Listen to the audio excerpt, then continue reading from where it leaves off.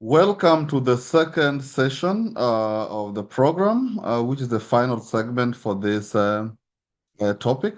And here, the topic as a recap is that we are assessing the relevance and the participation of the political parties in the political democratization and the good governance of the country, Kenya. But also, we are looking at the level of relevance and alliance, as it were. So this second session is going to focus on the relevance of the diaspora in the whole process too.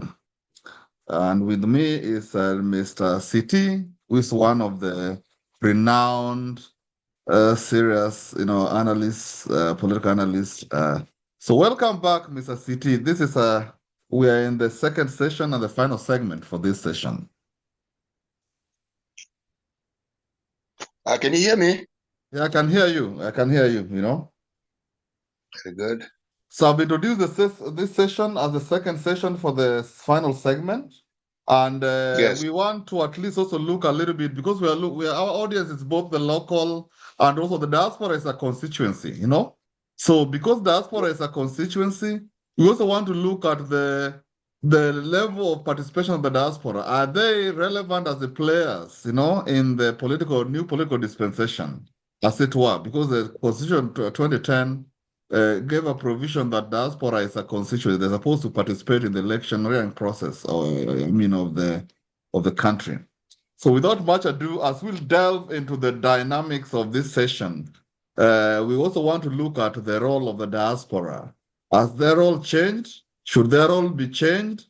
Or they should just be, like flower girls in the process? Welcome back, Mr. Sitting. To you. Thank you very much. The Kenyans who live in the diaspora have, for the longest time, made it clear that they would like to participate more in the activities of the country that they came from. This includes the political processes that we have. The how it has always been now at the heart of the discussion. How do we ensure that their participation is meaningful?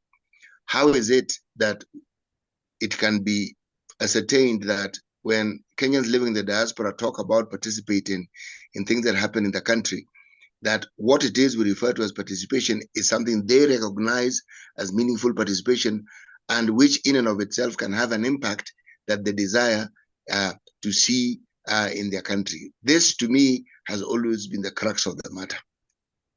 Good. So do you think diaspora is a relevant constituency? And if it's a relevant constituency, how do we deal with the amorphousness of the diaspora in terms of the political identity? Should we just look at diaspora in terms of the voting? Should we look at it from the perspective of participating in the election as candidates? How they fit in within the framework of the representation? Daktari, there's something that must be stated with a certain degree of clarity. When you have a population of Kenyans living outside the country whose contribution to the national well-being is the greatest foreign exchange earner that you have in the country, and not for 1 year or for 2 years, but for several years running, that is a constituency that you do not treat with kids' gloves. That's not a constituency you ignore, because they are very, very fundamental. They are better than any export product that we have. The goods that we export abroad, this is labor that is abroad. So if we look at their contribution in terms of the labor that they have, the expertise that they have abroad, for which they are paid, and for which money, once they get it, a great portion of it ends up in the country. Let me put it simply. They have to have a say that is commensurate with the effectiveness of their contribution to the country. It's really that simple. Good. So in their participation, are they stakeholders or they are invited guests? Because one of the main things that has been a challenge is that, for a long time, the political parties have looked at the diaspora as a cash cow, They've used the diaspora as a conduit for fundraising in the past for their political activities. But with the new dispensation of the Constitution 2010, which mandated the diaspora to be voters, to be participants in the electioneering process. There are some gaps Yes. that were not clearly defined. Because, participation in the election is not only voting, No, it's not only voting, it entails candidature, but the candidature of the diasporans were not clearly stipulated in the constitution. Are they supposed to be domiciled within the area of their current residence, or they are supposed to be? So the basis of the identity of the diaspora has not been clearly identified in terms of their participation fully. To an extent that participation has been only to the extent that they are supposed to be voters, right? But when it yes. comes to running as candidates in the election, that has been really a very gray area that has not been defined by the Constitution. Don't you think this has been a clearly biased, because I think then it brings the element of benevolence when it comes to the government appointments, government decision making in terms of legislature, in terms of representation. Then it becomes like a tokenism, it becomes like a tokenism. Do you think there's need to revitalize or to redefine the level of engagement of the diaspora in terms of the electioneering process, even as we face the 2027? You live in a country that has a constitution that is in practice sacred, and it is a constitution that is alive, and it's a constitution on which people anchor their day-to-day lives. The reason why that constitution is as strong as it is because the citizenry hold it dear, and the citizens really fight for the veracity of that particular constitution. They challenge everything that happens in their country, and they mirror it against the constitution. Our constitution is a 2010 constitution, and whereas we may recite what it is that is written, the enormity of what it means to the citizenry is something that hasn't been internalized. Why am I saying this? I'm saying this because the people who live in the diaspora are the ones who have the clarity of what it is they would like to see mentioned, enshrined in terms of the amendments to the constitution that would then fulfill what they feel would represent the full participation of them as Kenyans who are in the diaspora. I began by talking about the country you live in because your constitution has undergone very many amendments, and whenever people refer to a specific aspect of the law, they refer to the amendment. All that is required for the diaspora to participate in a way that they consider to be more fully and more engaging and more meaningful, the constitution has to be amended. Wonderful. And just like when the politicians come to the diaspora to raise funds, that is the opportunity when you ensure that the things that you require are at the top of not only mind, but the top of the list of the things that they do for you. Because if you are a fundraiser, you are in a powerful position to make demands, and those demands must be made.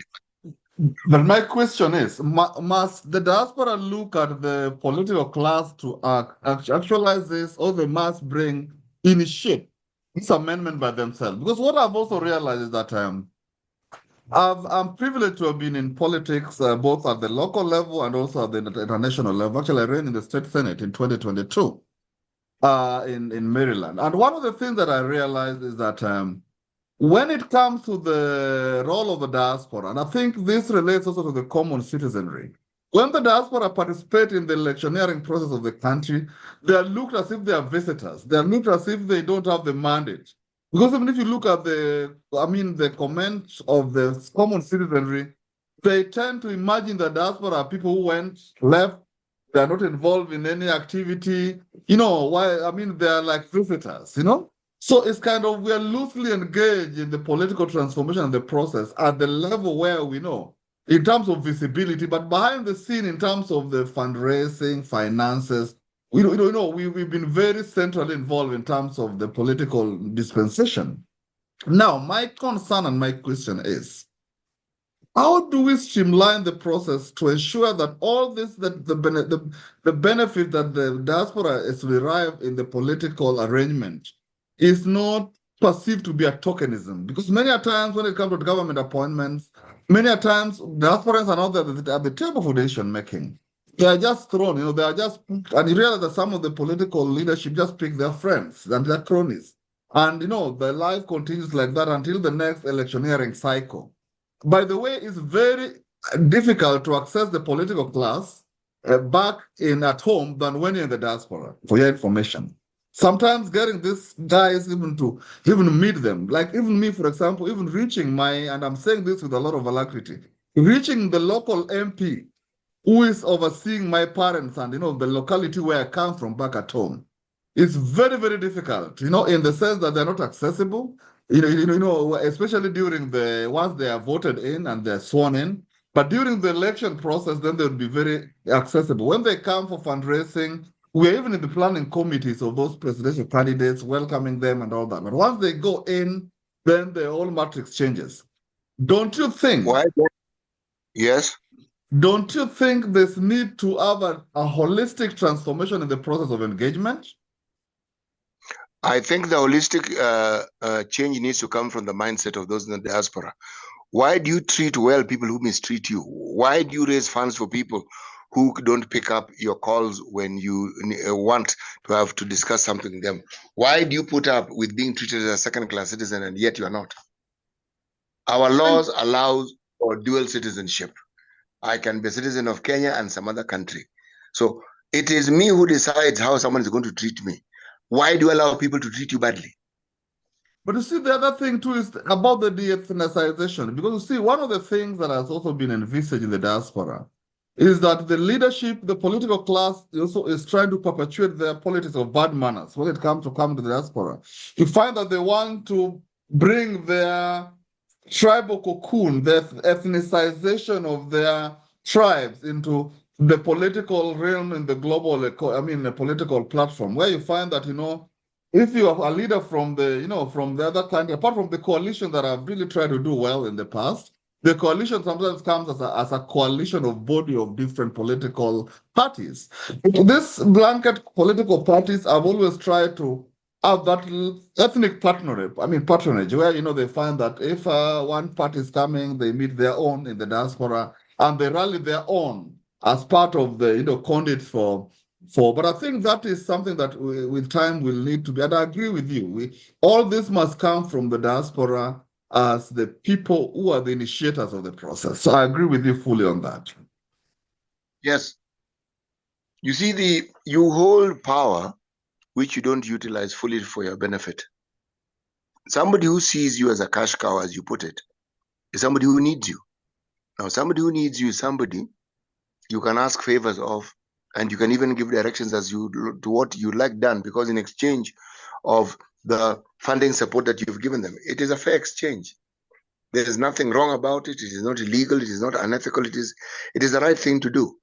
If you are useful when it comes to raising funds, then if you have a demand that you want, then surely that demand must be given the requisite attention, the same amount of attention that is given when these people want to look for your help, when they come to the places where you people live and work and they ask for your help. It has to be a quid pro quo. Great. So to change gear, so as we move towards the 2027, right? Yes. There seems to be a lot of noise from the key political players, both the government. We've seen a mushrooming of the broad-based government. We've also seen in the past there was coalition of partner organizations and parties where people shook hands and all that. What is the current political situation on the ground? We have a group of people who call themselves the United Opposition. There's nothing united about them, and there's nothing opposition about them, because most of the time when they speak, their entire conversation has to do with looking at faults that they perceive the government to have enacted. They also take a great deal of time at looking at projects that the government considers to be flagship. Their role seems to be to criticize the government. Indeed, the opposition's role is to keep the government in check. But this particular opposition, any key government project the government has enacted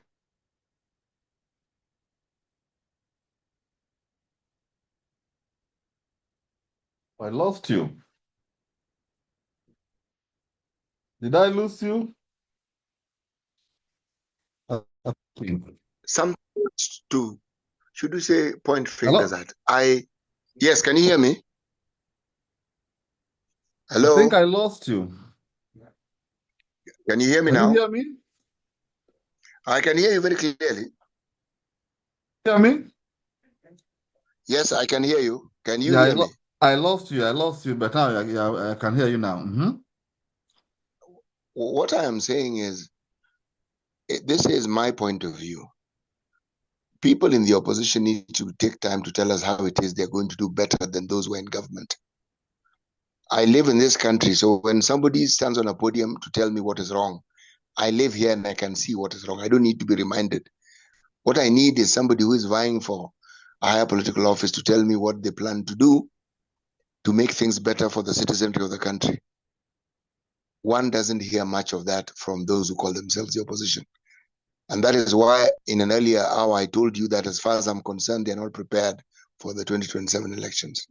They're actually far from being prepared for the 2027 elections. Yes. In fact, I dare say that the 2027 election is the incumbent's election to lose, because those who are in the opposition do not show any sign of any readiness or preparedness.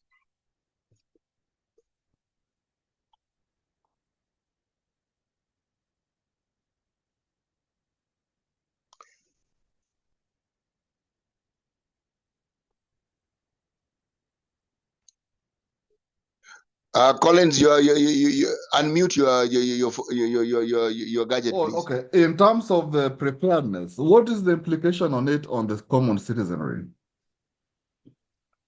Well, the implication is that this president will have a second term. And it's a second term. I think a second term is a good thing for a continuity and stability of the government in terms of investment. Because I've always seen all Yes, presidents yes, it is. who have served have always gone for second term. So I don't think it's going to be any unique. There's no unique. If it happens, it will be like the normal. Because all the presidents have always gone for second terms. I've not seen some have even been perpetually in power forever. I, So the idea of a second term is not unusual. mm. Because we were discussing the opposition, those who claim to be in the opposition. I was merely stating that I would expect anybody or a group of individuals who claim to be in the opposition to offer something that would sound and something that would be better than what the incumbent is offering. But I do not hear any of that from those who call themselves the opposition. I don't hear any of that. And I agree with you in the sense that you see the government is a going concern, right? It is. It is. Irrespective of who comes in and who leaves, So I think an Yes, it is. opposition that is so preoccupied with what the government does, as opposed to giving an alternative, better option, is behaving like a jilted lover. That's how I look at it. Because I tend to think a serious opposition should give an alternative, a better alternative, right? Apart I from should there hope being, so. yes. So if there's no better alternative that they're giving in terms of leadership, in terms of manifesto, in terms of whatever they do, I think then their role is very limited. Now, the other thing that comes to my mind in this framework, don't you think Yes. uh, track record is very important in the political dispensation? Because you see, in a country where politics is around personality, and some of these players have known Yes. that they've been in the public domain in terms of their performance. Don't you think that their track record is also a factor to be considered by the common citizen in terms of whatever they are trying to promise? Because you might promise heaven where you cannot even deliver hell. In theory, yes, the track record is of importance, but we elect leaders for the funniest of reasons. That is the other odd thing about this country of Kenya. you would assume that basic logic would dictate that when somebody is being elected, that you look at their political track record and things that they have done. But people choose, as I said, their leaders for the funniest of reasons. Yes, some people are chosen because they have shown a keen interest in the citizens to improve their lives. But many others are elected because the region they come from, there's a dominant political party. And so long as you're a member of that party and you're standing on that party ticket, you will get elected. That's one. Two, there are people who get elected because they come from a region where the clan that they come from is huge. And he is supported because his clansmen and women believe that their person should be there. The discussion about the track record takes second place. So when we look at the track record, yes, there are places where someone's track record speaks, and you are told this person has been elected, and the they speak of is something that is visible, something you can actually see. But it is not the only reason. The logical track record that we speak of is not the only reason why people get elected. No. Wonderful. So, to change gear a little bit, we've delved in the opposition, a very disunited opposition, and to sound not to be biased, let's now come to the bigger elephant in the house. The government seems to be doing well as of now in terms of stability. If you look at the short little background of what happened to be where they are, we saw the mushrooming of Gen Zs and all those dynamics that happened during I think some few years, I think a year ago, and probably we saw 2024 actually. Yes, and we saw the stabilization of the government through the broad-based arrangement.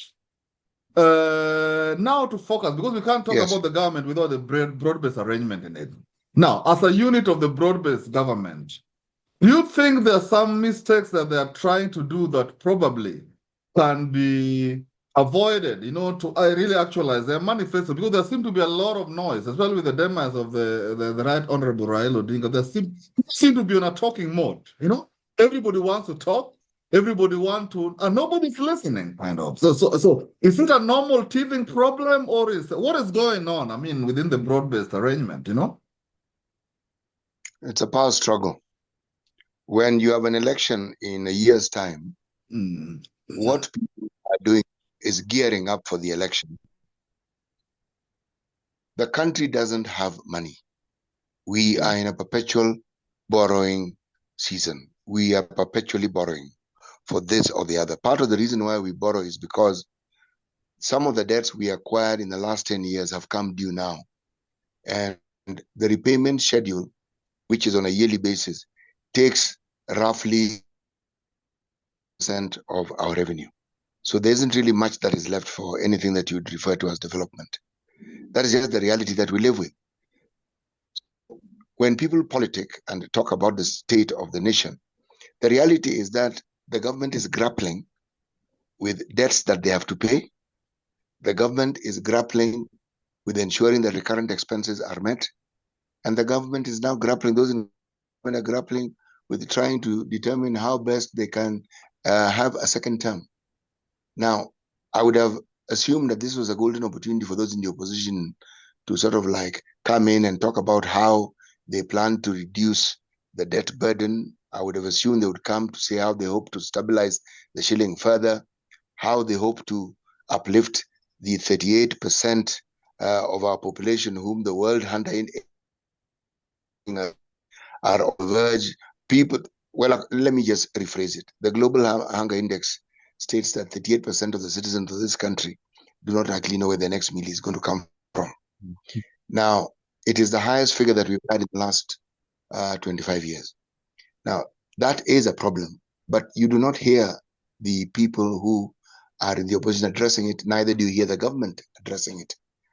So the question I ask is, of what use are all these wonderful development projects when a very large portion of your society and community cannot even be ascertained that they're going to eat? So what are we doing all these things for if we can't feed our people? That really is the fundamental question I ask.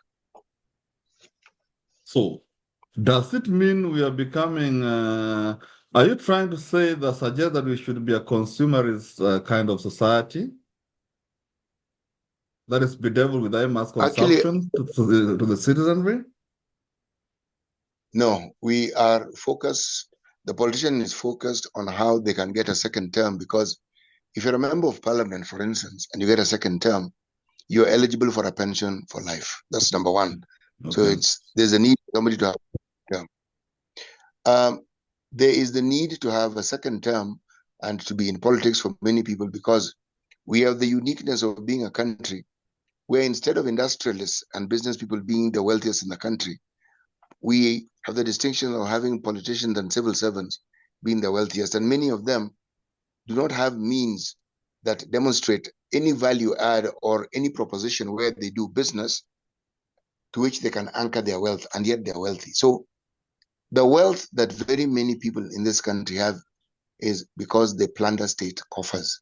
So the race that people have for 2022 is they want to join this plunder. It is not that people want to save the citizens of this country from the hunger and from the problems that they face. No. So if you ask me, that is my view on this particular subject. And do we have, based on your analysis, Mr. CT, then, does it mean there's overrepresentation? Because you look at the bloated number of parliament, over 300, right? There are over 300 No, parliamentarians. Over 200. They're 200. Or both 290. houses? Okay, 290, they're about, right? So out of, both houses, you're right. So technically, do you see an overrepresentation? Because I think the role of the legislature is representation, oversight, and making of the laws, right? Our parliaments have an even bigger role. We have a budget-making parliament. So does it guarantee that they justify the representation?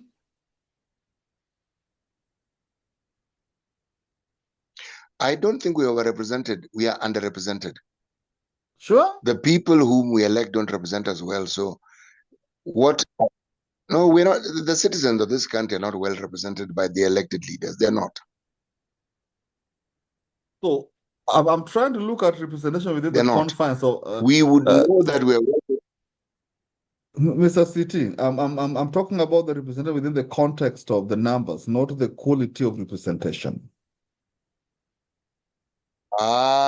No. If you're merely looking at the numbers, no, we're not overrepresented at all. I don't think so. Okay. We're not overrepresented.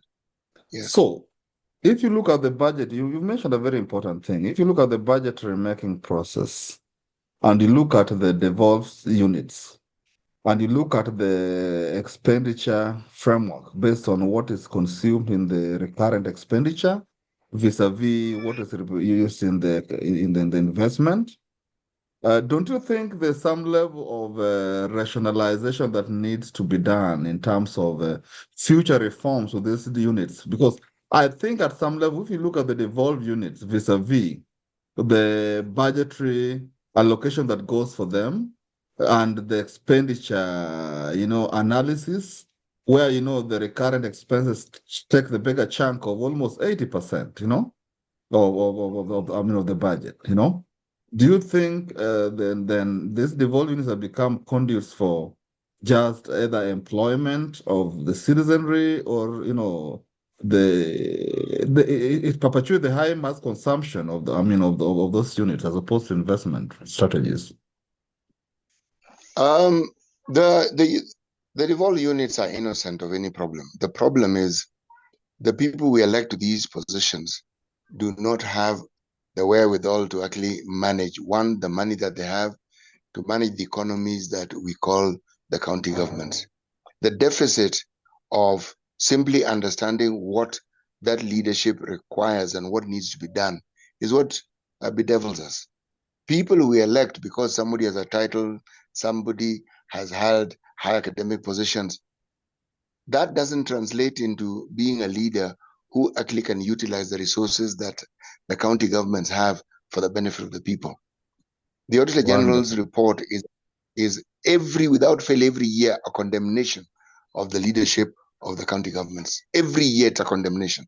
Actually, you've reminded me of something that really shocked me. You've reminded me of something that was, sleeping. I was watching the the session for the Bungoma County.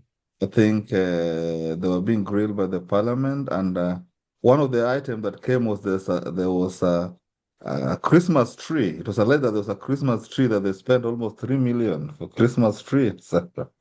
Now, Bungoma is a very unique county. That's the county where you were once told by a certain governor that wheelbarrows cost 115,000 shillings. So they are a rather unique lot, those ones. Yeah, Lusaka is a good friend. I have to make that confession. But I think one of these fine days we'll invite him to tell us what is going on with this county. In fact, it's one of the guys that I would want to come to this platform and tell us why there should be a 3 million expenditure on Million. on a Christmas tree in the month of September, not even December, you know. But that is for another day. So, gentlemen and gentle ladies who are watching, I mean, just to bring you to up speed, we remain with about 15 minutes to wind up. But as we deliberate on this matter, something that came up that is very critical that we're going to try to interrogate in the coming session next week is what constitutes development? I think one of the main things is that there seem to be some misconception about what is development and what is not development. You know, for a long time, people have always talked of enablers of development as development. Yeah, for example, disbursement of the fees, or scholarship for the students. Does that constitute development, or that's avenues or enablers of development? So as we even think of the dynamics of what is going on during this political dispensation, there are some elements that I think we have to define in very clear, certain terms, even as we begin to interrogate our leaders, especially as we face the, upcoming electioneering process where we'll expect to vote the right leadership. We'll be delving into what leadership entails, but we'll also be delving into what constitutes development and what does not constitute development. Because I think that has also been a part of the greater confusion. Does good roads constitute development? Does infrastructural upgrade constitute development? What is the rate of return on the investments of those developments? So are they enablers or are they the real development? So those are dynamics that we look into even but as we wind up, for this session, Mr. CT, what would be the Yes. clarion call for the citizenry and the leadership, especially within the party mechanisms? What do they need to do? Because we are seeing one of the major players, there seems to be a lot of noise in the ODM. What is going on with the ODM? ODM seems to be in a very, on a noisy mode, What is going on in terms of the leadership? What is going on with the absence of Raila? What is your take on it? Does the young generation seem to be marginalized? There seem to be a lot of, jostling here and there. I am not concerned about political leaders. They are not my concern. Okay. I don't hold political leaders in any high regard. Okay. My concern is the citizenry who do not understand the power that the Constitution gives them. And that power is what will change their lives. Okay. The citizens of Kenya do not understand the need for them to take seriously holding leaders to account. Okay. It's not rioting, it's not burning things. It's calling the people you elect and telling them, we have this problem and we would like you to help us do this, that, this, and the other. That is what it is. Conversing with the person you have elected so that they fulfill the needs that you elected them to fulfill. It's not very complicated. Wonderful. The citizens does calling them wake up their mind. Does calling them constitute their replacement? Yes. You call them to talk. Yeah. Mm-hmm. You bring them to the table to discuss the things that you consider important. And you give them a chance to explain to you what it is they are doing and why they are doing it. If a leader does not seem to meet the needs that you had the social contract of understanding was his role, then you replace that leader. It's not complicated. Good. So, you heard from one of the serious minds. We need to call our leaders to account, but we also need to replace leaders who are not functioning within the framework of their offices or their expectation. CT, what Yes. is your take on the party leadership? What is the role of a political party chairman and secretary? Do they have their own political proclamation, or their work is defined within the framework of the political parties? At You what know, level do we make a distinction that this now city talking as an individual, or this now city talking as on behalf of the party? Because I think that has been a major confusion. There seems to be confusion in terms of people seem not to understand their role within the political parties in terms of leadership, and that is a great, great, great challenge that it seems to be there. You know, because that I think confusion will Mr. persist. Because I think, Mr. City, from my understanding of responsibility, for example, like a secretary general of a party is only a spokesman of the party to the extent of reading the proclamation of what has been ratified by the party organs. Whether he likes them or he does not like them. No, And that's this. Terry, that's not the role of a Secretary General. The Sure. Secretary General, Mm. no, it is more than that. It is much, much, much more than that. I The lighten Secretary me. General of a Mm. the Mm. Secretary General of a party is actually a CEO. So I wanted you to contextualize this within the framework of the Kamotho you knew, who was the Secretary General of KANU, and the current Secretary Generals of these other parties. What is the distinction? I mean, the CEO, so the CEO role, what is the CEO role? What is their mandate as the CEO? To make proclamations along the road of their divergence of opinion of those parties? Well, there's a practice that we see in the country, and if you're to compare them with the Secretary Generals across the globe, Yeah. the Secretary General is by far one of the most powerful people in any party. Yeah. It is them, they're spokespeople, but it is them from whom not just pronouncements come, but directions that are required within the party. They From are which the people quarters? who lead. Their role is to ensure that that party functions. Their role is to ensure that that party does what it's supposed to do. Their role is to ensure that they galvanize the membership, to ensure that that membership serves the purpose of electing their people and doing the things that the party would want to survive and to propagate the things that the party has purpose to actually do. The problem with party positions in our country is that the party position has been overtaken by something we created called party leader. The party leader of a party is usually the founder of that particular party. And so the founder of that party is the person around whom all the power revolves. So the Secretary General in practice ends up being an errand boy who is supposed to be sent to just say what everybody wants him to say. And yet his role is much, much greater. Okay. So the practice is what we are judging. The role of the citizenry, of the Secretary General is actually a much, much greater role. Wonderful. And gentlemen and gentle ladies, I think that will form part of our serious discussion for next week about the leadership as a construct and also leadership within the party structures. What is the expectation within the domains of each party? What is the role of the leadership? Are they supposed to be peacemakers? Are they supposed to be articulators of the party positions? Are they supposed to be, the role models? So there are dynamics that we'll discuss, next week. And ultimately, we'll try to look at some of the elements that probably would make positive contribution, because everybody count. And this is the program where ideas take root and voices meet the world. So as we streamline this program to meet all those objectives, we look up to you and we look forward to engagement with the common citizenry to get their views, and not only to get their views, but also to be part and parcel of the change process as not only catalysts, but as part of the stakeholding in the process.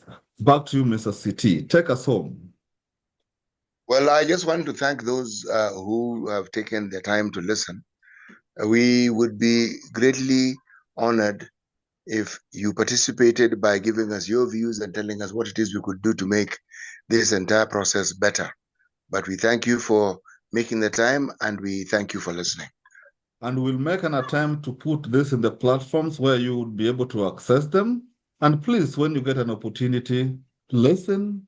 Please, let's get the feedback, but also subscribe so that we can form that part of the relationship in the process of the change process of our country and be part of the change agent. Thank you so much. And the last quote that City is leaving us with. City, leave us with the wisdom of the quote that you have. The teeth are happy when food is mentioned. So as you eat the food, make sure that you realize that the teeth as a role of the food eating, but it's also part of the teeth that smile to the world. I've never seen a teethless person smile to the world with confidence. So teeth also give us the confidence to interact with the world, and also it can also bite. So it can also be a protective for those who are weak physically.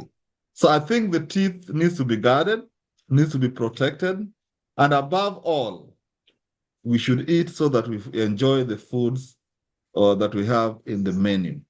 So have a good day and let's meet next week.